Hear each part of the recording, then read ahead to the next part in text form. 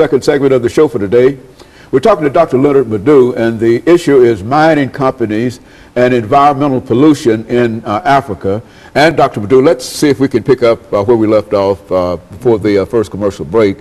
You were talking about some of the issues dealing with mine pollution in Africa. Like I was saying before we left, in the Niger Delta of Nigeria, the issue of pollution, has really gone past common sense. Like I said before, oil was founded in 1958. Till today, those who live in those communities are completely marginalized and don't even have access to pure drinking water, education, you name it. Their livelihood is completely destroyed, over 20 million strong.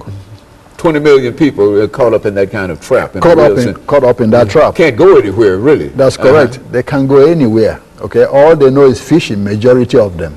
And because of these oil spills, they can hardly fish. So a lot of them are starving. Now, you talk of unemployment. There's almost 60 to 70% unemployment in those places. Now, the military government that has run that country, since 1966 to 1999, hardly did anything for the people.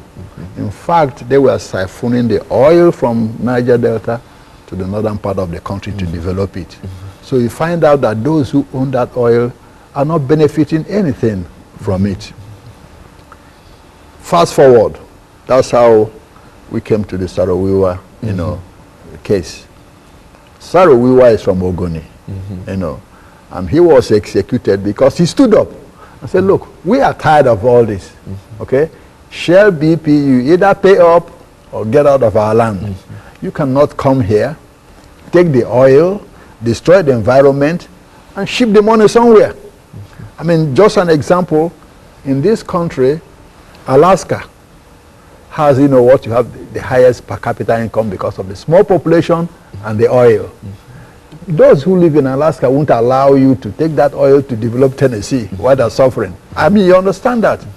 But in Nigeria, it's the opposite case.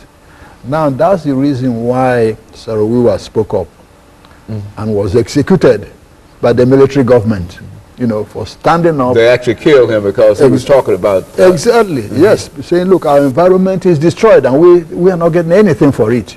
Something needs to be done. Either Shell pays or leave our land. The army said, no, this nonsense, and clamped down on him.